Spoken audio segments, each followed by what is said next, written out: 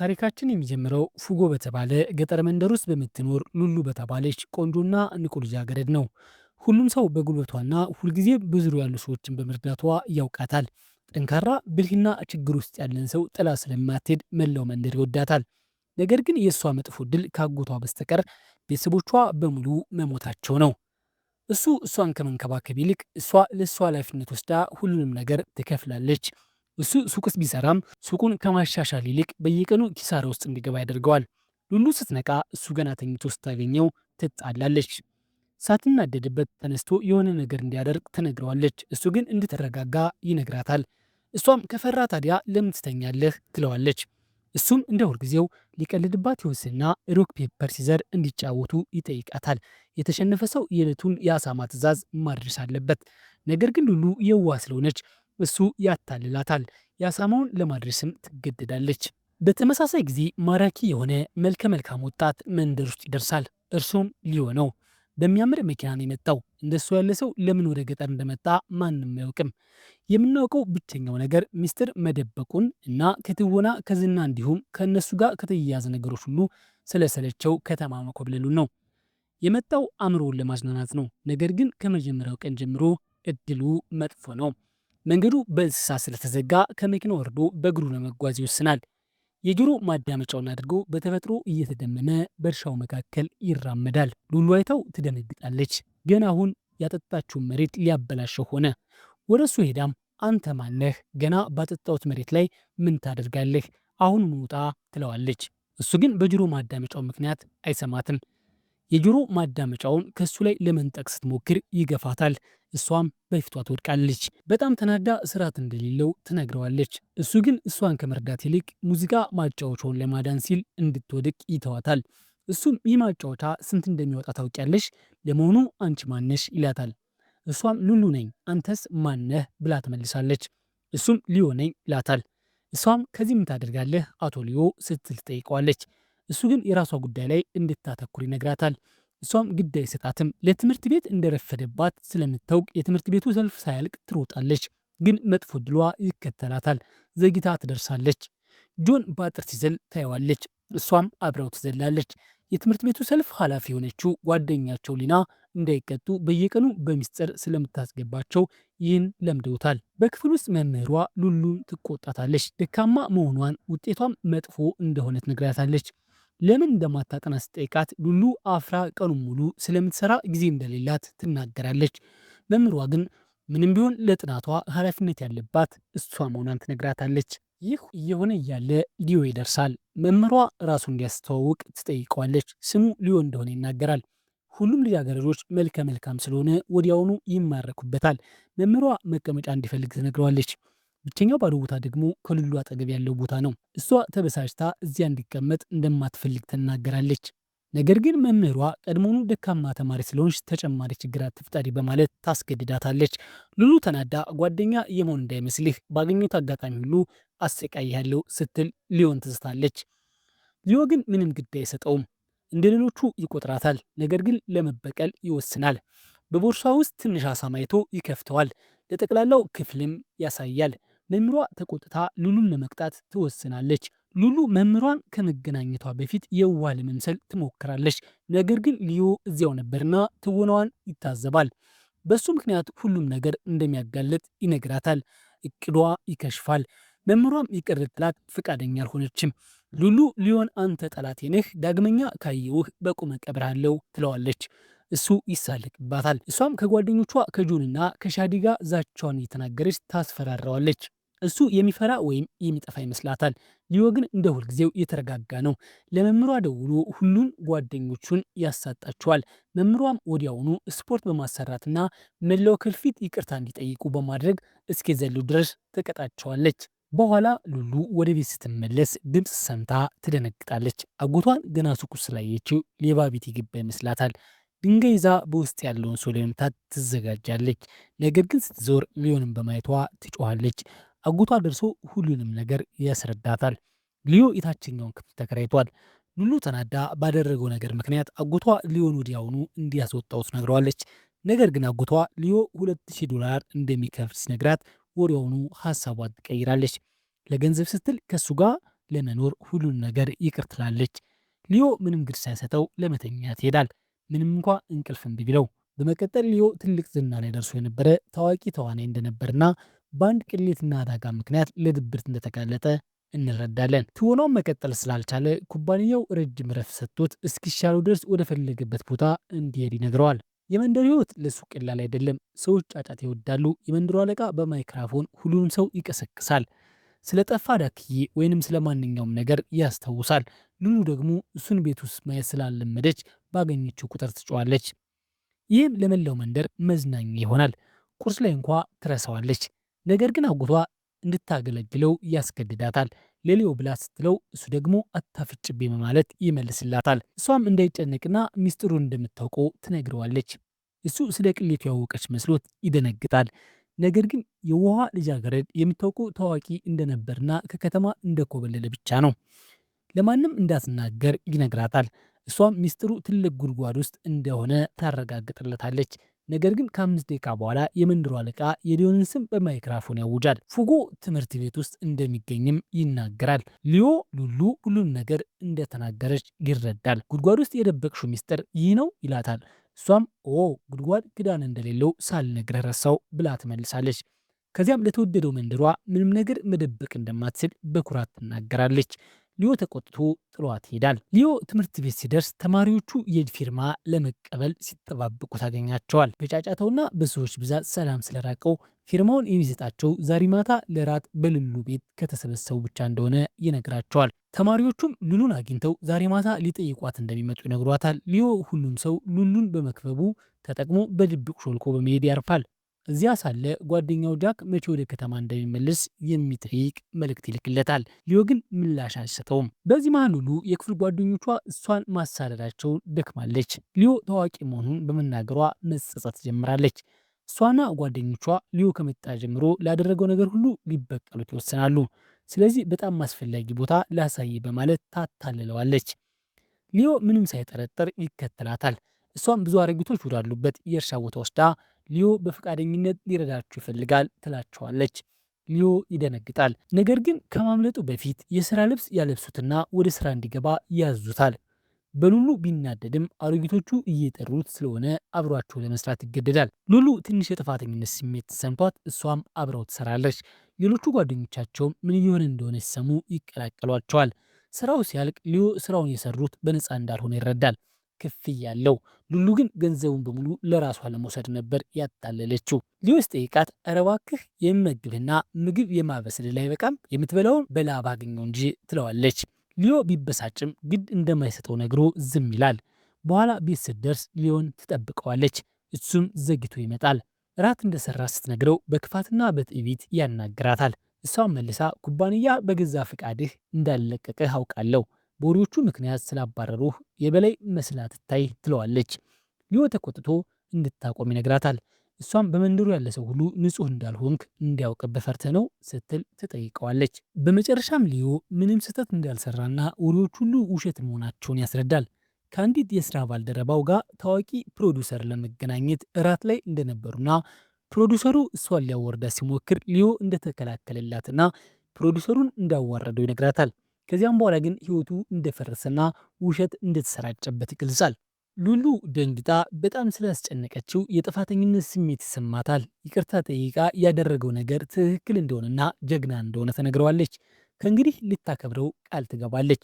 ሊዮ በመጨረሻ የሚያምነው ሰው በማግኘቱ እፎይታ ይሰማዋል። በተሰማው ብርታት ለስራ አስኪያጁ ደውሎ ወደ ከተማ እንደማይመለስና መንደሩ ውስጥ አዲስ ህይወት እንደሚመሰርት ይነግረዋል። ይተኛል። ነገር ግን በማግስቱ ጠዋት ሲነቃ ሉሉን አጠገቡ ተኝታ ያገኛትና ይደነግጣል። እሷ በህልሟ የመጓዝ ችግር እንዳለባት ይረዳል። ከክፍሉ ያስወጣትና ለክፍል ተማሪዎች ሁሉ እንደሚናገር ያስፈራራታል። ሉሉ ደንግጣ እግዚአብሔርን ፍራ፣ ታምሜ በህልሜ እየተራመዱ ከመርዳት ይልቅ ልታሳጣኝ ትፈልጋለህ ትለዋለች። እሱም አዝኖ ከእንግዲህ ካከበረችው ለማንም ላለመናገር ይስማማል። ሉሉ ላክብርህ፣ በእርግጥ ያለን ብቸኛው ሊዮ አንተነህ ትላለች። ሊዮ ጸባውን ስላስተካከለች ደስ ይለዋል። ሆኖም ይህ ሌላ ወጥመድ መሆኑን አልተረዳም ነበር። አባቱ ደውሎ ደህንነቱን ሊጠይቀው ሲል ሉሉ ስልኩን ነጥቃ ትሮጣለች። ለአባቱም ሊዮ አያጠናም፣ ጊዜውን በጨዋታ እያበከነ ነው ብላ ትነግረዋለች። ሊዮ ስልኩን ይቀማታል። እሷም ከእንግዲህ ላለመጣላት ተስማማለች። እሱም ስለ ቅድመ ሁኔታው ይጠይቃታል። እሷም የሂሳብ አያያዝ እንዲያስተምራትና እሷ ደግሞ ለመንደርተኞቹ እንድታስተዋውቀው ትነግረዋለች። ይስማማሉ። መንደርተኞቹ ለእሷና ላጎቷ ያለባቸውን ዕዳ መመዝገብ ይጀምራሉ። ሊዮ መጠጥ በማድረስ በትርፍ ጊዜው ይሰራል። አጎቷ ዕቃ ለመግዛት ሲሄድም ሱቅ ውስጥ ይረዳል። አብረው ጥሩ ገንዘብ ይቆጥባሉ። ሉሉ በዚህ በጣም ትደሰታለች። በኋላ ሊዮ ከጓደኛው ስልክ ይደርሰዋል። መቼ ወደ ከተማ እንዳይመለስ ጠይቀዋል። ሊዮ የአይዶልነት ስራው እንደተወ እንደማይመለስና በገጠር ህይወቱ ላይ ትኩረት ማድረግ እንደሚፈልግ ነግረዋል። ጓደኛው ጃክ ግን እየሳቀ ሙዚቃ በደም ውስጥ ያለ ነገር እንደሆነና አንድ ቀን እንደሚመለስ ይነግረዋል። ሊዮ ስልኩን ይዘጋበታል። ሉሉ ሊዮ መከፋቱን አስተውላ ምን እንደተፈጠረ ብትጠይቀውም ሊነግራት ፈቃደኛ አልሆነም። ድንገት አንድ ትንሽ ልጅ እየሮጠ መጥቶ አያቱ እርዳታ እንደሚያስፈልጋቸው ይነግራቸዋል። ሊዮ ልጁ ማን እንደሆነ ሲጠይቅ ሉሉ የሊና ታናሽ ወንድምና እንደ አያቷ የምታያቸው የአያት ኪምም የልጅ ልጅ እንደሆነ ትነግራቸዋለች። ወደዚያ ሲሄዱ ሊና ለታናሽ ወንድሟ ትምህርት ለማጥናት ፈቃደኛ አለመሆኗን ይረዱታል። ሉሉ ሊዮ በ30 ዶላር እንዲያስጠናው ሀሳብ ታቀርባለች። አያት ኪም በሀሳቡ ይስማማሉ። ሉሉ ሊዮን መጥቀሟን ትቀጥላለች። ሊዮ እምቢ ሲል ሉሉ ለአባቱ ደውላ ሁሉንም ነገር እንደምትነግራቸው ስታስፈራራው በዝምታ ለመስማማት ይገደዳል። ከዚያ በኋላ ይበልጥ ትጠቀምበት ጀመር። ወደ መንደሩ ሴቶች ሁሉ በመሄድ ሊዮ ልጆቻቸውን ጎበዝ ተማሪ እንደሚያደርግላቸው ትነግራቸዋለች። እንዲሁም የእሱን ዘፈን ችሎታ ተጠቅማ ለአሮጊቶቹ ትንሽ ኮንሰርት ታዘጋጃለች። በየቀኑ መጨረሻ ገንዘቡን እኩል እንደሚካፈሉ ለሊዮ ትነግረዋለች። ሊዮ ትልቅ ገንዘብ የሚያገኝ መስሎት ቢደሰትም እሷ ግን 50 ዶላር ብቻ ሰጥታው ይህ ላንተ ይበቃል ትለዋለች። ገና ተደስቶ ሳይጨርስ ጠዋት ቁርስ እንድትገዛ ገንዘብ መልሶ እንዲሰጣት ትነግረዋለች። ሊዮ በእሷ እፍረት የለሽነት ተናዶ ሊበቀላት ይወስናል። ስለዚህ የማስታወሻ ደብተሯን ወስዶ ውሃ ውስጥ ይጥለዋል። ሉሉ ደብተሯ ከአያቷ የተረፈ ውድ ነገር ስለነበር በጣም ታዝናለች። ብትቆጣ ምንም ሳትናገር እያለቀሰች ትሄዳለች። ሊዮ የኋላ ደብተሩ ለእሷ ምን እንደነበር ጓደኞቿን ጠይቆ ከአያቷ የተሰጣት ልዩ ስጦታ መሆኑን ይረዳል። የጥፋተኝነት ስሜት ይሰማዋል፣ ያዝንላታል። አሳ ለማጥመድ እንደሄደች ሲረዳ ያደረገውን ለመካስ ሊረዳት ይሄዳል። ይቅርታ ይጠይቃታል። ሉሉ ደግ ልብ ስላላት ይቅር ትለዋለች። ከእንግዲህ ላለመጣላትና ጓደኛ ለመሆን ይስማማሉ።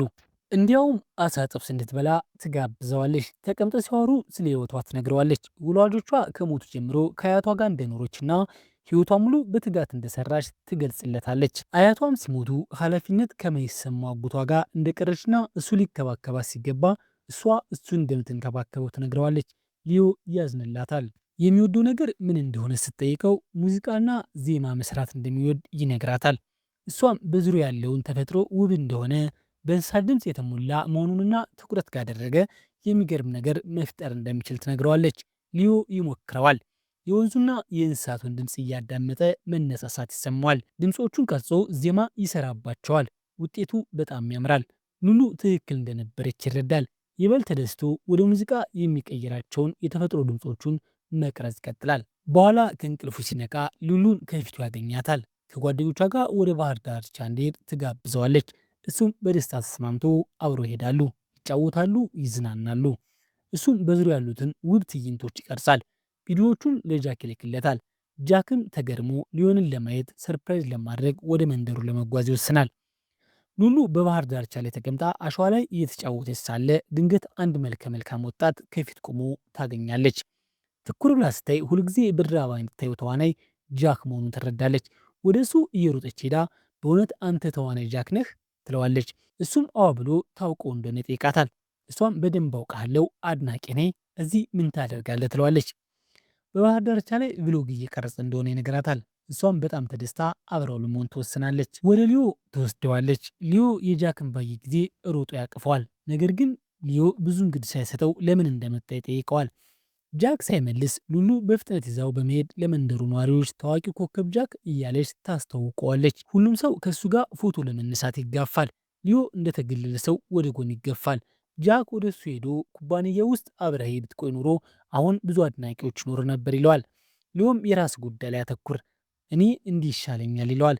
ጃክ ሉሉ እንደምታከብረው ስለተረዳ አጋጣሚውን በመጠቀም ምግብ እንደምታመጣለት ይጠይቃታል። እሷም በደስታ ሩጣ ታመጣለች። እሱን እየመገበች አብረው ትቆያለች። ሊዮ በቅናት ይቃጠላል። ምክንያቱም ጃክ ከመጣ ጀምሮ ሉሉ በእሱ ላይ ትጮኻለች፣ ትመተዋለች። እንዲሁም ከመጥፎ አጎቷ በባሰ ሁኔታ ክፉ ትሆንበታለች። እንዲያውም በብሎጉ ቀረጻ ላይ እንደምትሳተፍ ለጃክ ትነግረዋለች። ነገር ግን ሊዮ ጣልቃ ገብቶ አይ ከሱ ጋር የሚቀረጸው እኔ ነኝ፣ አንቺ ከዚህ ውጭ ሁኚ ብሎ ጃክን ይዞት ይሄዳል። ቀረጻውን ሲያጠናቅቁ ሉሉ ከጓደኞቿ ጋር ዝግጅት ታዘጋጃለች። ጃክም ይቀላቀላቸዋል። ሁሉም ይሰባሰባሉ፣ በርችቶች ይጫወታሉ። ሊዮ በመጨረሻ በጓደኞች እንደተከበበ ሆኖ ስለተሰማው ደስታ ይሰማዋል። በኋላ ወደ ቤት ሲመለሱ ጃክ እራት አዘጋጅቷል። ሉሉ አጠገቡ ተቀምጣ ትመግበዋለች። ሊዮ ይህንን አይቶ በብስጭትና በቅናት ይሞላል። ጃክ ከመጣ ጀምሮ ማንም ለሊዮ ትኩረት አልሰጠውም፣ ወይንም እንደ ጃክ አብሮት ሊበላ እንኳ አላሰበም። ሉሉ ለጃክ ስትል የራሷን መኝታ ክፍል ተለቅና ሳሎን ለመተኛት ትወስናለች። ሊዮ ያዝንላታል። በመጨረሻም እሷ በራሷ አልጋ ላይ እንድትተኛ መኝታ ክፍሉ ከጃክ ጋር ለመጋራት ይስማማል። እሷም ተደስታ ታመሰግነዋለች። ጃክ ሊተኛ ሲል ሊዮን እቅዱ ምን እንደሆነ መቼ እንደሚመለስና አሁን የድብርት ችግር እንዳለበት ይጠይቀዋል። ሊዮ ጥያቄውን በማድበስበስ አሁን የተሻለ እንደሆነ ይናገራል። ነገር ግን እዚህ ምቾት እንደተሰማው ይገልጻል። ጃክ ተስፋ ሳይቆርጥ ሊዮ አብሮት ለመመለስ እስካልተስማማ ድረስ እንደማይሄድ ይነግረዋል። ሊዮ ግን በውሳኔው ይጸናል። በማግስቱ ጃክ ለመሄድ ይወስናል። እቃውን ጠቅሎ ወደ ከተማ ለመሄድ ይዘጋጃል። ከመሄዱ በፊት ለሉሉ አንዳንድ ስጦታዎችና ፎቶግራፎቹን ይሰጣታል። እሷም ተደስታ ታመሰግነዋለች። ከመሄዱ በፊት ሊዮ እንድትንከባከበው ይጠይቃታል። እሷ ግን ግራ ተጋብታ ሊዮ ትልቅ ሰው እንደሆነና ራሱን መጠበቅ እንደሚችል ትናገራለች። ጃክ ግን ሊዮ በውጭ ሲያዩት ጠንካራ ቢመስልም በውስጡ ግን በጣም ደካማ እንደሆነና በዙሪያ ያሉ ሰዎች ድጋፍ እንደሚያስፈልገው ይነግራታል። ሉሉ ነገሩን ብዙም በቁም ነገር አልወሰደችውም ነበር። ነገር ግን ለብቻዋ ስትሆን የጃክን ቃላት ማሰብ ትጀምራለች። በሊዮ ላይ የሆነ ችግር እንዳለ ትረዳለች። በተለይም ላፕቶፑን ስትከፍት የመጨረሻው የፈልገው ነገር ስለ እንግዳ መድኃኒቶች መሆኑን ታያለች። ስትመረምረው መድኃኒቶቹ ለድብርት የሚሰጡ መሆናቸውን ትደርስበታለች። ደንግጣ ነገሩን በራሷ ለማረጋገጥ ትወስናለች። የድብርት መመርመሪያ ጥያቄዎችን በሊዮ ላይ ባየቻቸው ምልክቶች መሰረት ተመልሳለች። ውጤቱ ያስደነግጣል። ሁሉም ምልክቶች በሱ ላይ ይታያሉ። ሉሉ ከበፊቱ ይበልጥ እሱን መንከባከብና ምግብ ማቅረብ ትጀምራለች። ሊዮ በሁኔታው ተገርሞ ለምን በድንገት በጥሩ ሁኔታ እንደምትንከባከበው ቢጠይቃትም እሷ ጥያቄውን ታድበሰብሳለች። ከዚያም ለጓደኞቿ ሊዮ የድብርት ችግር እንዳለበት ትነግራቸዋለች። ሁሉም እሱን ደስተኛ ለማድረግ ይወስናሉ። ሊዮ ክፍል ሲገባ ብዙ ስጦታዎች ይጠብቁታል። ሉሉ ይደሰታል ብላ ብታስብም እሱ ግን ግድ እንደማይሰጠውና እነዚህ ነገሮች እንደማያጽናኑት ይነግራታል። ለብቻው መሆን ብቻ ነው የሚፈልገው። ያኔ ነው ሉሉ በእውነት ድብርት እንዳለበት ሙሉ በሙሉ እርግጠኛ ሆነችው። ለአጎቷ ደውላ ሊዮ አደጋ ላይ እንደሆነና ራሱን ሊጎዳ እንደሚችል ትነግረዋለች። አጎቷ ግን ተይኝ፣ እኔ ከሱ የባሰ ድብርት አለብኝ ብሎ ስልኩን ይዘጋባታል። ሊዮ በመዘግየቱ ሉሉ ትጨነቃለች። የክፍል ጓደኞቿን ስትጠይቅ ጆን ሊዮ ለብቻው ለመሆን ወደ ጣሪያ እንደወጣ ይነግራታል። ራሱን ሊጎዳ ይችላል ብላ በመስጋት ወደ እሱ ትሮጣለች። ሊዮ ደንግጦ ምን እያደረገች እንደሆነ ይጠይቃታል። እሷም እሱን ለማዳን እየሞከረች እንደሆነ ትነግረዋለች። እሱም ከምን ነው የምታድኝኝ ብሎ ይጠይቃታል። እሷ ግን ድብርቱ እንዳለበት ማወቋን ሳትነግረው ትቀራለች። ስልኩ ያወድቅና ሊዮ ሲያነሳው ለሱ ለመመለስ የሞከረችውን የድብርት መመርመሪያ ጥያቄ ያያል። እሷ በጥሩ ሁኔታ እየያዘች ያለችው ድብርት ያለበት ስለመሰላት መሆኑን ይረዳል። ሊዮ ይህንን አጋጣሚ ለመጠቀም ይወስናል። የደከመው አቅም ያጣና ምንም ፍላጎት እንደሌለው በመምሰል እንድትንከባከበው ያደርጋታል። የሚጠይቀውን ማንኛውም ነገር ወዲያውኑ ታመጣለታለች። በዚህ ተደስቶ እንዳገልጋዩ ያደርጋታል። ይህ ብቻ ሳይሆን ጓደኞቿም እንዲያገለግሉት ያደርጋል። ምግብ ያመጡለታል። ፈተና ላይ እንዲያጭበረብር ይረዱታል። እንዲሁም በቀን 24 ሰዓት ከጎኗ አይለዩም። ሉሉ በሌለችበት ጊዜ ራሱን እንዳይጎዳ ወደ ቤት አብረው ይሄዳሉ። በመጨረሻም ሊዮ መተንፈሻ ያጣ ያህል ይጨነቃል። በተለይም ጆንና ሻሪ እሱን ለመጠበቅ ክፍሉ ውስጥ መተኛ ሲጀምሩ በጣም ይጨነቃል። አንድ ምሽት በዝምታ ክፍሉን ጥሎ ይወጣል። ሉሉ ስትነቃ እሱን ስታጣው ትደነግጣለች። ጆንና ሻሪን ቀስቅሳ ራሱን ሳይጎዳ የት እንደሄደ እንዲፈልጉት ትጮህባቸዋለች። ሁሉም ወደ መንደሩ ወጥተው መፈለግ ይጀምራሉ።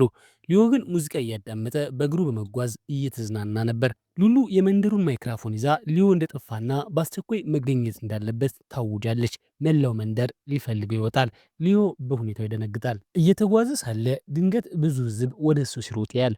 የሆነ ነገር የተፈጠረ መስሎት ደንግጦ ለመሮጥ ቢሞክርም ይይዙታል። አስረው ወደ ቤት ይጎትቱታል። ቤት ሲደርሱ ሉሉ ልታየው ትሮጣለች። እሱ በቁጣ ይገነፍላል። ስላደረጉበት ነገር ሁሉ ሊመታቸው ይመኛል። ነገር ግን አፉ ታፍኖ ስለነበር በልቡ ብቻ ይረግማቸዋል። እሷ ከተረጋጋች በኋላ ክፍል ውስጥ ትቆልፍበታለች። መንደርተኞቹ ሲሄዱ ሊዮ ተቆጥቶ ምን አይነት የማይረባ ነገር እንደሆነ ይጠይቃታል። ራሱን ለመጉዳት እንዳልሞከረና ለመዝናናት ብቻ እንደወጣ ይነግራታል። ሉሉ የጥፋተኝነት ስሜት ተሰምቷት ይቅርታ ትጠይቀዋለች። ድብርት ያለበት ስለመሰላት ልትረዳው አስባ እንደሆነ ትገልጽለታለች። እሱም ይለሰልሳል፣ ይቅርም ይላታል። ነገር ግን ለመጓዝ መወሰኑን ይነግራታል። ወደ ከተማ ለመመለስ ይዘጋጃል። እሷም ካደረገችበት ነገር በኋላ ልታስቆሙ አልቻለችም። ለጥቂት ጊዜ ወደ ጣሪ ይወጣና ከዚያም አጎቷን ሊጠይቅ ይሄዳል። አጎቷ በሉሉ ተከፍቶ እንደሆነ ይጠይቁታል። ሊዮ ይቅር እንዳላት ይነግራቸዋል። አጎቷም ሊዮ ሊሄድ እንደሆነ ወሬ እንደሰሙ ይነግሩታል። ሊዮ በእውነት ለመጓዝ እያቀደ መሆኑን ያምናሉ። አጎቷም ሉሉ ይህን ሁሉ ያደረገችው ስለ አንተ ተጨንቃ ነው። እንወድሃለን፣ ከእኛ ጋር እንድትቆይ እንፈልጋለን። ነገር ግን በመጨረሻ ላንተ ትክክል መስሎ ታየን አድርግ ይሉታል። ሊዮ እንደገና እንዲያስብም ይጠይቁታል። በማግስቱ ጠዋት ሊዮ በድንጋጤ ከእንቅልፉ ነቃ። ሉሉ ወደ መንደሩ ማይክራፎን ሄዳ ላደረገችበት ነገር ሁሉ በይፋ ይቅርታ እየጠየቀች ነበር። ይቅር እንዲላት ተማጸነች። ከእነሱ ጋር የሚቆይ ከሆነ ዳግመኛ እንዲህ አይነት ድርጊት እንደማትፈጽም ወይንም የሚረብሸው ነገር እንደማታደርግ ቃል ገባችለት። ከእንግዲህ ለእሱ ታማኝ እንደምትሆነና ማንኛውንም ነገር ከማድረጓ በፊት እንደምትጠይቀው ቃል ገባች። ሊዮ በመጨረሻ ሀሳቡን ቀየረ። በተለይ ፈተና ስለቀረበ ጉዞውን አራዝሞ አብሯቸው ለመቆየት ወሰነ። እንደገና የኃላፊነት ስሜት ተሰማው። ሱቅ ውስጥ በደንብ መስራት ጀመረ። ሱቁም ትርፍ ማግኘት ጀመረ። ከትምህርት በኋላ ሱቅ ውስጥ ምግብ እየበሉ ሳለ ሉሉ ስለ አዳዲስ ሁኔታዎች ጠየቀችው። እሱም በመጨረሻ አንድ ዜማ ጽፎ እንደሸጠውና ክፍያ እንደተቀበለ ነገራት። አንዳንድ እቃዎችን ለመግዛትና ዜማውን የገዛውን ሰው ለመገናኘት ወደ ከተማ መሄድ እንደሚፈልግ ገለጸላት። አብረው እንድትሄድ ጠየቃት። እሷ ግን ከተማ እንደምትጠላና ድርሽ እንደማትል ነገረችው። ሊዮ በጣም ተገርሞ ለምን እንደምትጠላ ለማወቅ ፈለገ። ስለዚህ ወደ ጓደኞቻቸው ሄዶ ሉሉ ለምን መጓዝ እንደማትፈልግ ጠየቃቸው። እነሱም ምን ነው አታውቅም እንዴ? በልጅነቷ ወደ ከተማ ሄዳ አስፈሪ ፍጡር አይታለች ይባላል። ከዚያ ጀምሮ ትፈራለች አሉት። ሌና ግን ንግግራቸውን አቋርጣ ምን አይነት የማይረባ ወሬ ነው? ከተማን የምትጠላው ለመጨረሻ ጊዜ ከአያቷ ጋር ስትሄድ አያቷ ከዚያ በሞታቸው ነው። ከወላጆቿ ጋር ስትሄድም እነሱም ሞተዋል። የተረፈችው እሷ ብቻ ነበረች። ከዚያ ጊዜ ጀምሮ የከተማ ፍርሃት አለባት። በሄደች ቁጥር መጥፎ ነገር ይፈጠራል አለችው። ሊዮ አዘንላት። ወደ አጎቷ ሂዶ መጥፎ ትዝታዋን ለመቀየር ጥሩ ተሞክሮ እንዲሆንላት ሉሉን አብረው ወደ ከተማ እንድትሄድ ለማሳመን እንደሚፈልግ ነገራቸው። አጎቷም መልካም እድል፣ እኔ 50 ሺህ ጊዜ ሞክሬያለሁ፣ እሷ ግን ግትር ስለሆነች አትስማማም አሉት። ስለዚህ ተኝታ ሳለ ጠልፈው ይዘዋት ለመሄድ አቀዱ። በማግስቱ ሉሉ ስትነቃ ራሷን መኪና ውስጥ በማግኘቷ ደነገጠች። ሊዮን ወዴት ነው የምንሄደው ስትል ጠየቀችው። እሱም ወደ ከተማ እየተጓዝን ነው አላት። በጣም ደንግጣጮች እንዲወርዳትም ተማጸነችው። እሱ ግን አልሰማትም። ከተማ ሲደርሱ እያለቀሰች እኔ ልሞት እችላለሁ ወይም አንተ ትሞታለህ ብላ ብትነግረውም እሱ ግድ አልሰጠውም። ምንም ብታደርጊ ወደ መንደሩ አትመለሽም አላት። ቀስ በቀስ ሉሉ የከተማ ህይወትን እንድትለማመድ መርዳት ጀመረ። እሷ በመጨረሻ ተላመደች። ዜማውን ወደ ገዛው ሰው ወሰዳት። ሁሉንም ነገር ከጨረሰ በኋላ ሊያዝናናት አስቦ ወደ መዝናኛ ፓርክ ወሰዳት። ነገር ግን ከመደሰት ይልቅ ከፍታ ስለምትፈራ ቀኑ ሙሉ ስትጮዋለች። ቀኑ ወደ መጥፎ ቀን ተቀየረ። ሊዮ ተበሳጭቶ ትቷት ሄደ። ደንግጣ ልትከተለው ስትሮጥ ድንገት መኪና ሊገጫት ሲል ሊዮ በመጨረሻዋ ሰከንድ አዳናት። ፍርሃቷን እንድትወጣ ለመርዳት ብቻ አስቦ እንደነበር ነገራትና ይቅርታ ጠይቃት። ጆሮዋ ላይ ሙዚቃ አደረገላት። እሷም ተረጋግታ ለቅሷን አቆመች። ሊዮ አጋጣሚውን በመጠቀም በከተማዋ ውስጥ አብሯት እየተራመደ ምን ያህል ውብ እንደሆነች አሳያት። በመጨረሻም ከተማውን መውደድ ጀመረች። ደህና መሆኗን ካረጋገጠ በኋላ ወደ መንደሩ ተመለሱ። እንደደረሱ መምህሩ ፈተና ስለቀረበ በደንብ እንዲያጠኑና ጨዋታ እንዲያቆሙ እንደተናገረች አጎቷ ነገራቸው። ሁሉም ለፋይናል ፈተና ዝግጅት ለመጀመር ተስማሙ። ሉሉ ለማጥናት ብትሞክርም ሙሉ በሙሉ አልተሳካላትም። ምንም ነገር ሊገባት አልቻለም። ሊዮ ይህንን ሲያውቅ ሊረዳት ወሰነ። ትምህርቶቹን ማስረዳት ጀመረ። መጀመሪያ ሂሳብ ብቻ የማይገባት መስሎት ነበር። በኋላ ግን በሁሉም ትምህርት ደካማ መሆኗን ተረዳ። ምንም የምታውቀው ነገር አልነበረም። ስለዚህ ከመሰረቱ ደረጃ በደረጃ እያስረዳት ጀመር። እሷም በመጨረሻ አንዳንድ ነገሮችን መረዳት ጀመረች። በምላሹም ሳታጉረመርም የሚላትን ሁሉ የምታደርግ ታዛዥ ረዳት ሆነች። ሊዮ ወደ እሷ እየቀረበና ጓደኝነታቸው እያደገ በመሆኑ በልቡ ደስ ቢለውም የፍቅር ስሜት እንዳለው ለመናገር ግን ፈራ። አንድ ቀን ሲያጠኑ ሊዮ ደክሞት እንቅልፍ ወሰደው። ሉሉ ሊዮ እንቅልፍ ሲወስደው እንኳ የጆሮ ማዳመጫውን ከጆሮ እንደማያወጣ አስተዋለች። ተኝቶ እንኳ ምንም አይነት ዘፈን እንደማያዳምጥ ለማወቅ ጉጉት አደረባት። ማዳመጫውን ፈትሻ ስታዳምጥ ግን ደነገጠች። ማዳመጫው ላይ ያለው ድምፅ እሷ በልጅነቷ ለልጅነት ጓደኛዋ ስታድግ አገባለው ብላ ቃል የገባችለት የራሷ ድምፅ ነበር። በዚያን ጊዜ ሊዮና ሉሉ በእውነት የልጅነት ጓደኛሞች እንደነበሩ እንረዳለን። ሉሉ በወቅቱ በጣም ተወደውና እንደምታገበው ቃል ገብታለት ነበር። ነገር ግን በሚያሳዝን ሁኔታ አባቱ የተሻለ ስራ ሲያገኝ ከሊዮና ከእናቱ ጋር ከመንደሩ ርቀው ሄዱ። ከዚያ ጊዜ ጀምሮ ግንኙነታቸው ተቋርጦ ነበር። ሉሉ ደንግጣ አፈረች። ቆይ ይህን ሁሉ ጊዜ እኔ የልጅነት ጓደኛው ሉሉ መሆኔን እያወቀ ምንም እንደማያውቅ ሆኖ ይተውን ነበር አለች። ሊዮ በአጋጣሚ ከእንቅልፉ ነቅቶ ማዳመጫውን ጆሮዋ ላይ ያየው። እሷን ለረጅም ጊዜ ሲወዳት እንደነበርና እሷ መጀመሪያ እንድትናገር ሲጠብቅ እንደነበር ታውቅብኛለች ብሎ ሰጋ። ሁለቱም ተሸማቀው አንዳቸው ከሌላው ሸሹ። ሉሉ ወደ ክፍሏ ሮጣ ለሌና ደውላ ሁሉን ነገር ነገረቻት። ሌና ተገርማ ታዲያ ያ በልጅነትሽ አብደሽልት ልታገቢ የፈለግሽ ጓደኛሽ እሱ ነው አለች። ሉሉ አዎ፣ ግን አሁን ከእንግዲህ አልወደውም አለች። ሌናም ራስሽን አትዋሺ፣ አሁንም እንደምትወጂው በግልጽ ይታያል። ውጥረቱን ለማቆም አሁኑኑ ንገሪው አለቻት። እሷ ግን በፍጹም ሌላ ሴት መውደድ ቢጀምርስ ደግሞም ስራ ይበዛብኛል፣ ማጥናት አለብኝ አለች። ሌና ግን አበረታታቻትና ጥሩ ውጤት ካመጣች የፍቅር ስሜቷ ለመግለጽ ተስማሙ። ሉሉ ጠንክራ ጠናች፣ የነበረባትንም አጠናቀቀች። በመጨረሻም የግማሽ ዓመት ረፍት ደረሰ። እሷና ሊዮ አብረው ለማክበር ወሰኑ። ነገር ግን ሊወጡ ሲሉ ድንገት ጃክን ከጓደኛቸው ዶዶ ወይንም ሊዮን ከምትወደው ልጅ ጋር ከፊታቸው ቆሟል። ሉሉ ጃክን ባየችው ጊዜ በደስታ ወደ ሊዮ ሮጠች። ሊዮ ግን ጃክን ከዚህ ምን ታደርጋለህ ብሎ ጠይቀው፣ ጃክም ለረፍት እንደመጣና ስለ ሊዮ ብዙም ግድ እንደማይሰጡ ተናግሮ ከሉሉ ጋር ሄደ። ዶዶ ከሊዮ ጋር ቀረች። እሱ ግን ትኩረት አልሰጣትም። ጃክ በመምጣቱ ሉሉ ሌሎች ጓደኞቻቸውን ጠርታ ለመውጣት ወሰኑ። ዶዶ ወደ ሉሉ ለመቅረብ ብትሞክርም እሱ ግን ግድ ሳይሰጠው በችልታ መያዙን ቀጠለ። ይህም አበሳጫት። ሊና ምኞት ለሚጠይቀው ሰው ሁሉ ምኞት እንደሚሳካለት ወደሚታወቀው የመንደሩ አስፈሪ ቤት እንዲሄዱ ሀሳብ አቀረበች። ሉሉና ጃክ በሀሳቡ ተስማሙ። በቡድን ተከፋፍለው ሲገቡ በአጋጣሚ ሊዮ ከሉሉ ጋር ሆነ። ከዚያም አብረው ጊዜ አሳለፉ። ቀኑ ሲያልቅ ሉሉ ወደ ቤት ተመለሰች። መምህሯ ቤት ተቀምጣ በመጠባበቋ ደነገጠች። በዚህ ሰዓት እዚህ ምን ታደርጊያለሽ? ውጤት በድንገት ወጣ እንዴ ስትል ጠይቀቻት። ነገር ግን ሉሉ መምህሯ አጎቷን እንደወደደችው ተረዳች። ደንግጣ ይህንን ሰው እንደወደድሽው እርግጠኛ ነሽ? በኋላ አይቆጭሽም አለቻት። መምህሯም ለምን አጎትሽ አይደል እንዴ? አንቺ ልትከለክለት ይገባ ነበር ስትል መለሰችላት። ሉሉ እኔ ባንቺ ቦታ ብሆን ፊቱን እንኳ አልመለከት ነበር ስትል አጎቷ ደነገጠ። በእውነት አጎትሽ ነኝ ወይስ መንገድ ላይ ነው ያገኘሽኝ አላት። ሉሉ አብራችሁ ደስተኛ መሆን ትችላላችሁ ብላ ሁለቱንም ከቤት አስወጣቻቸው። በኋላ ሁሉም አብረው ራት በልተው መምህሯን ተሰናበቱ።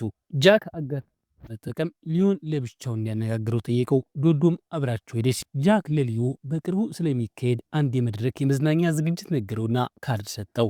ሊዮ ከተሳተፈ አይዶል መሆን እንደሚችል፣ ያንን መጥፎ ኩባንያ ትቶ የተሻለ ክብር ማግኘት እንደሚችል፣ ዝነኛ ሆኖ ዓለም አቀፍ ዘፋኝ መሆን እንደሚችል ነገረው። ሊዮ ስለ ጉዳዩ አሰበ። ነገር ግን መንደሩን፣ ጓደኞቹና ሉሉን ስለሚወድ ሀሳቡ ተከፈለ። የዘፋኝነት የድሮ ህልሙን ወይስ ከሚወዳቸው ሰው ጋር ያለው ሰላማዊ ህይወት የትኛው እንደሚመርጥ ግራ ተጋባ። በማግስቱ ዶዶ እንደገና ልታሳምነው ሞከረች። ሊዮ እዚህ ምቾት እንደሚሰማው ቢነግራትም እንደሚያስብበት ቃል ገባላት። ዶዶ እንደምትወደው ብትነግረውም እሱ ግን ሌላ ሰው እንደሚወድና ለእሷ ስሜት እንደሌለው በግልጽ ነገራት። እሷም እንደምትናደድ ቢጠበቅም እሷ ግን ሉሉን እንደሚወዳት አስቀድማ እንደምታውቅ ነገረችው። ጊዜው ሳያልፍ የፍቅር ጥያቄ እንዲያቀርብላት መከረችው። ከዚያም ጃክና ሉሉ ወደ ከተማ ለመመለስ ወሰኑ። ዶዶ ከመሄዷ በፊት ለሉሉ በዙሪያሽ የሚወድሽ ብዙ ሰዎች አሉ፣ ተጠንቀቂ፣ ስሜታቸውን እንዴት እንደሚገልጹ አውቁም አለቻት። ሊዮ ስሜቱን ታጋልጥብኛለች ብሎ ቢሰጋም እሷ ግን ራሱ ዝግጁ ሲሆን እንዲነግራት በዚህ ጊዜ ዝም እንደምትል ነገረችው። ቤት ስትደርስ የመንደሩ አለቃ ከሉሉ አጎት ጋር ተቀምጦ አገኟቸው። አለቃው አጎቷ የተበደረውን ገንዘብ መቼ እንደሚመልስ እየጠየቁት ነበር። ሉሉ ደነገጠች። አጎቷ ገንዘብ ተበድሮ እስካሁን እንዳልመለሰ ተረዳች። አለቃው ዕዳውን ለመክፈል መኪናውን ወይም ሱቁን መሸጥ እንዳለበት ሀሳብ አቀረቡ። ሉሉ ተቆጣች። አያቷ ያወረሷትን ሱቅ ወይም ለስራ የሚጠቀሙበትን መኪና እንዲሸጥ አትፈቅድም። መኪናውን ቆልፋ ቁልፉን ወሰደች። አጎቷንም ከቤት አባረረችው። አሁን አጎቷ በይፋ ቤት አልባ ሆነ። ማንም ሊቀበለው አልፈለገም። ወደ ቤቱ ለመቅረብ ሲሞክር ሉሉ መጥረጊያ ይዛ ትወጣለች። ወይዘሮ ኪምም አዝነውለት ቤታቸው አስጠጉት፣ መገቡትም። ሊዮ አዝኖለት በስተጀርባ በኩል በሚስጥር ወደ ቤት እንዲገባ አደረገው። በማግስቱ ጠዋት ሉሉ አጎቷ ያለ ፍቃድ ቤት መግባቱን ስታውቅ ትምህርት ለመስጠት ወሰነች። ዳግመኛ እንዳይመለስ እቃዎቹን በሙሉ ወደ ውስጥ ጣለችበት። አጎቷ እንዳይቀርብም ሱቅ ውስጥ እንደምትተኛ ተናገረች። ሊዮ አጎቷ ምስኪን እንደሆነና ያንን ገንዘብ ያጠፋው ሱቅ ተቸግሮ በነበረበት ወቅት እንደነበር ሊያስረዳት ቢሞክርም ሉሉ ግን ግድ አልሰጣትም። አያቷ የተወላትን ሱቅና መኪና በፍጹም እንደማትሸጥ በውሳኔዋ ጸናች። ሊዮ ተበሳጭቶ ራስ ወዳድ እንደሆነችና ስለ ራሷ ብቻ እንደምታስብ ነገራት። አጎቷም መጨረሻው ጎዳና ላይ እንደሚወሳሰባት ሉሉ ተናዳ እንዳያናገራት ከለከለችው። ተጣሉና ጥሏት ሄደ። ጓደኞቿም አጎቷ ደህና ሰው እንደሆነ በመናገር ሊያረጋጓት ቢሞክሩም በእነሱም ተናዳ ብሎክ አደረገቻቸው። ድንገት ከውጭ አንድ እንግዳ ድምፅ ሰማች። ስታይም ያ አብድ ሰው ሱቁን ለማቃጠል ሲሞክር አገኘችው። ልታስቆሙ ስትሮጥ ሊያጠቃት ሲል ሊዮ በአጋጣሚ በዚያ ሲያልፍ አያትና ዳናት። እብዱ ሰው ሊዮን ሊጎዳው ሲል ግን አጎቷ ደርሶ ራሱን መስዋዕት በማድረግ ሊዮንና ሉሉን ለመጠበቅ ሲል ድብደባውን እሱ ተቀበለ። እብዱ ሰው በቁጥጥር ስር ዋለ። የመንደሩን አለቃ አጎቷን በግል አመሰገኑት። ሉሉ አጎቷ ለሷ ሲል ህይወቱን ለአደጋ ለማጋለጥ ፈቃደኛ መሆኑን ስትረዳ የጥፋተኝነት ስሜት ተሰማት። ልትደግፈውም ወሰነች። አጎቷም ተደስቶ ሱቁን መልሶ ለመገንባት ጠንክሮ እንደሚሰራ ቃል ገባላት። በመጨረሻም ሱቁን ሸጠው እዳውን በሙሉ ከፈሉ። ሉሉ አልተከፋችም። የምትፈልገው አጎቷና ሊዮ ከጎኗ እንዲሆኑ ብቻ ነበር። እንደ ቀድሞም አብረው መኖር ጀመሩ። ሁኔታው ከተረጋጋ በኋላ ሉሉና ሊዮ የአትክልት መከፋፈል ስራ ለመጀመር ስለወሰኑ ጆንና ሻዲ እንዲረዷቸው ጠሯቸው። ተቀምጠው ሳለ የሌና ወንድም መጥቶ ሻዲን ሊያናግረው እንደሚፈልግ ነገረው። ሻዲ ሌናን ለጋብቻ ሊጠይቃት የመጣ ሰው እንዳለ ሲሰማ ደነገጠ። ምክንያቱም ይወዳት ነበር። ሻዲ እያለቀሰ ሊዮንና ሉሉን እርዳታ ጠየቃቸው። እነሱም ሌናን ከማጣቱ በፊት በፍጥነት የፍቅር ጥያቄ ማቅረብ እንዳለበት ነገሩት። ሻዲ እንዴት እንደሚጠይቃት ግራ ስለገባው ሊያሰለጥኑት ወሰኑ። ሊዮ ለሉሉ የፍቅር ጥያቄ እንዴት እንደሚቀርብ በተግባር ሊያሳየው ሲሞክር ሁለቱም ይዋደዱ ስለነበር ሉሉ አፈረች። ሻዲ ሊና ወዲያውኑ እንድትማረክ የሚናገራቸውን ቃላት አስተማሩት።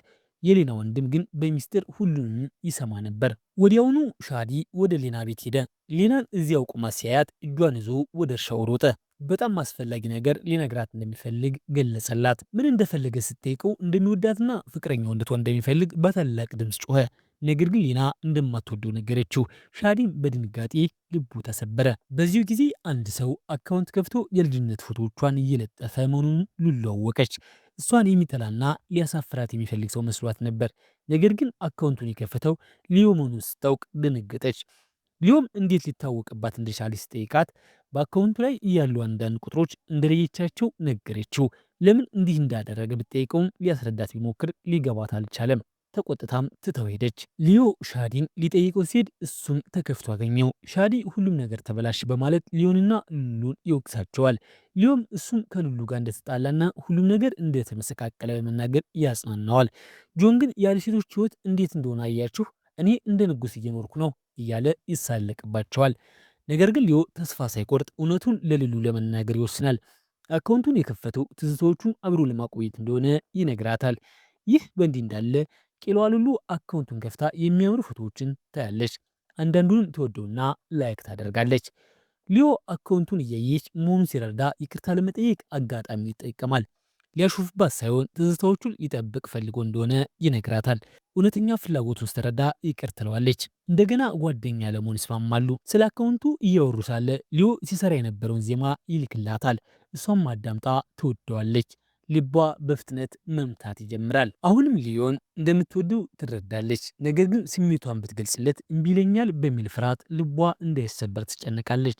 ስለዚህ እሱን መራቅ ትጀምራለች። ሊዮ ግን ወደ እሷ ለመቅረብ መሞከሩን ይቀጥላል። በመጨረሻም ለሽርሽር ሊወስዳት ይወስናል። እሷም ያማረ ልብስ ለብሳ ትኳኳላለች። ሊዮ ሲያያት ይደነግጣል። ምክንያቱም እሷ ብዙውን ጊዜ እንደ ወንድ ልጅ ስለምትለብስ እንዲህ አምሮባት ሲያት የመጀመሪያው ነበር። ወደ እርሻ ወስዶ በእጽዋት መካከል አብረው ሙዚቃ ያዳምጣሉ። ጊዜያቸውን እያጣጣሙ ይበልጥ ይቀራረባሉ። ነገር ግን ሲመለሱ ወይዘሮ ኪም ማለፋቸውን ሰምተው ይደነግጣሉ። ሁሉም ያዝናሉ። በቀብራቸው ላይ ይታደማሉ። ሻዲም ከሊና ጎን አይለይም። ሊና ሻዲን መውደድ ትጀምራለች። ትምህርታቸውን ጨርሰው ኮሌጅ ሲገቡ እድል እንደምትሰጠውም ትነግረዋለች። እሱም በጣም ይደሰታል። ሊዮ ታዋቂ ዘፋኝ ለመሆን በማለም ትምህርቱንና ዜማ በመጻፍ ላይ ትኩረት ያደርጋል። አባቱ መንደሩ ድረስ ሊጎበኘው እንደሚመጣ የሚገልጽ መልእክት ይልክለታል። ሊዮ ቢደሰትም አባቱ ግን መንደሩን ትቶ ወደ ከተማ መመለስ እንዳለበት ይነግረዋል። ሊዮ እዚህ ደስተኛ እንደሆነ ቢነግረውም አባቱ ግን ካልመጣህ እንደ ልጅ አልቆጥረህም በማለት ያስፈራረዋል። ሉሉ ተከፍታ ሊዮ እንዲሄድ እንደማትፈልግ ትነግረዋለች። አጎቷ ሊያረጋጋት ቢሞክርም ከእሱም ጋር ትታላለች። ሉሉ ለሊዮ አባትን ሰምተህ ከሄድክ ከእንግዲህ ጓደኛ አይደለም ትለዋለች። በመቀጠል ሉሉ ከአባቱ ጋር ትነጋገራለች። ሊዮ ብልህ እንደሆነ ሙዚቃ መጻፍ እንደሚወድና መንደሩን መልቀቅ እንደማይፈልገው ትነግራቸዋለች። አብረው በማጥናት ጥሩ ውጤት እንደሚያመጣ እንደምትረዳውም ቃል ትገባለች። የሊዮ አባት ሉሉ ስለ ሊዮ እንደምትጨንቅና ልትጠብቀው እንደምትፈልግ ይረዳሉ። ነገር ግን እያደረጉ ያሉት ለሊዮ የሚበጀውን እንደሆነ ይነግሯታል። ሊዮ ስኬታማ እንዲሆን ጥሩ ኮሌጅ እንዲገባና ትልቅ ደረጃ እንዲደርስ ይፈልጋሉ። ሊዮ ትምህርቱን ጨርሶ የሚፈልገውን ውጤት ካመጣ ከአንድ ዓመት በኋላ ወደ መንደሩ እንደሚመልሱት ቃል ይገባሉ። ሉሉ አባቱን ማመን ትጀምራለች። ሊዮ ይህንን እድል መጠቀም እንዳለበት ትቀበላለች። በማግስቱ ሊዮና አባቱ አብረው እየተጓዙ ይወያያሉ። አባቱ ስለሱ እንደሚሰጉና ስኬታማ እንዲሆን እንደሚፈልጉ ይነግሯታል። እንዲሁም ሉሉና አጎቷ ሱቃቸውን መልሰው እንዲከፍቱ ገንዘብ ይሰጧታል። ሉሉ ለሊዮ ሱቅ ውስጥ ስለምትሰራ ስለምታጠናና ከእንግዲህ ትርፍ ጊዜ እንደማይኖራት ትነግረዋለች። እሱ መሄድ እንዳለበት ትጎተጉታለች። እንደምትጠብቀውም ቃል ትገባለች። እንዲሄድ ባትፈልግም ለሱ የሚወደውን ስለምትመኝ እያለቀሰች ትሰናበተዋለች። አንዳንድ እቃዎችን አድርሳ ስትመለስ ሊዮ ከአባቱ ጋር መሄዱን ትሰማለች። ተከፍታ ማልቀስ ትጀምራለች። ነገር ግን ሊዮ ድንገት ከኋላዋ ብቅ ብሎ እየቀለድባት እንደነበር ይነግራታል። ስላስደነገጣት እየመታች ትቆጣዋለች። እሱም ይቅርታ ጠይቆ ለመጨረሻ ጊዜ ለሽርሽር ይዟት ይሄዳል። ሲመለስ አባቱ ራስ ሲያዘጋጁ አገኛቸው። ጓደኞቹን ሰብስቦ ለመጨረሻ ጊዜ አብሯቸው ተመገበ። ሉሉ የዋህና በቀላሉ የምትታለል ስለሆነች እሱ በሌለበት እንዲጠብቋት አደራ አላቸው። እነሱም ቃል ገቡለት። ሊዮ ሉሉን እንደገና ጎበኛትና ስለ እሷ የጻፋቸውን ዜማዎች ተጫወተላት። እንደሚወዳት ገልጾ ስሜቷን ጠይቃት። እሷም እንደምትወደው ነገረችው። ከአባቱ ጋር እንደሚጓዝ ሲነግራት ስጦታ ሰጠችውና እንዳይረሳት ለመነችው።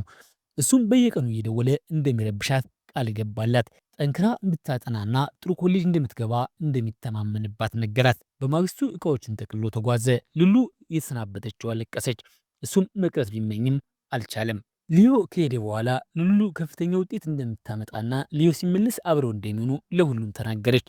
ሁሉም ሰው በተለይ መምህሯ ድጋፍ ሰጧት። ጊዜው አልፎ ፈተና ደረሰ። ውጤቷም ጥሩ ነበር። ነገር ግን ከሁለት ወር በኋላ ሊዮ መልእክት መላክ ሙሉ በሙሉ አቆመ። ሌላ ሴት አግኝቶ ይሆን በሚል ተከፋች። ነገር ግን ሊና ሊዮ እንደሚወዳትና ዝም ያለበት ምክንያት እንደሚኖር ነገረቻት። ሁሉም ተመርቀው ወደ ፈለጉት ኮሌጅ ገቡ። ሻዲ በድጋሚ በሁሉም ፊት ለሊና የፍቅር ጥያቄ ያቀረበ። በአንድ ኮሌጅ ስለሚሆኑም አብረው ለመሆን ተስማማች። ሉሉ ሊዮ አብሯቸው ቢሆን ተመኘች። እሱ ግን አልተመለሰም ነበር። ሁሉንም ነገር ካከበሩ በኋላ አንዳንድ እብድ ነገሮች ለማድረግ ወሰኑ። በምሽት ትምህርት ቤት ሰበሩ። ግንቡን ዘለው ገቡና ክፍሎች ውስጥ መረበስ ጀመሩ። ነገር ግን ድምፅ ሲሰሙ ደንግጠው ሮጡ። ሻዲ ከሊና ጋር፣ ጆን ደግሞ ከሉሉ ጋር ሆነው ተሰወሩ። ድንገት ሉሉ ከአንድ ክፍል ውስጥ የሚወጣ እንግዳ ብርሃን አስተዋለች። ወደዚያ ስትሄድ ክፍሉ ሙሉ በሙሉ በደመቀ ብርሃን በእሷና በጓደኞቿ ፎቶዎች ተሞልቶ አገኘችው። ጆን ያደረገው መሰላት። ነገር ግን ሊዮን ከፊቷ ቆሞ ስታየው ደነገጠች። ልደቷን ለማክበርና በፈለገችው ኮሌጅ መግባቷ ደስታውን ለመግለጽ እንደመጣ ነገራት። ልደቷ መቼ እንደሆነ እንዴት እንዳወቀ ስትጠይቀው ሁልጊዜ እንደሚያውቅና ከጓደኞቿ ጋር ሆኖ ሁሉንም ነገር እንዳቀደ ነገራት። ለምን እንዳልደወለላት ስትጠይቀው በአባቱ ምክንያት በትምህርቱ ላይ ትኩረት ማድረግ ስለነበረበት እንደሆነ አስረዳት። ግቡን እንደመታና ወደ ፈለገው ኮሌጅ እንደገባ ነገራት። አሁን የራሱን ህልም የሚከተልበት ጊዜ ደርሷል። እንደገና እንደሚወዳትና አብሯት መሆን እንደሚፈልግ ገለጸላት። ከእንግዲህ ወዲህ በፍጹም እንደማይተዋትና በማንኛውም ሁኔታ ውስጥ አብረው እንደሚሆኑ ቃል ገባላት። ጓደኞቻቸው በእነሱ ደስ አላቸው። ለዘላለም ጓደኛሞች ሆነው ለመቀጠልና ምንም ነገር እንደማይለያያቸው ወሰኑ። ታሪካችን እዚህ ላይ ያበቃል። መልካም ጊዜ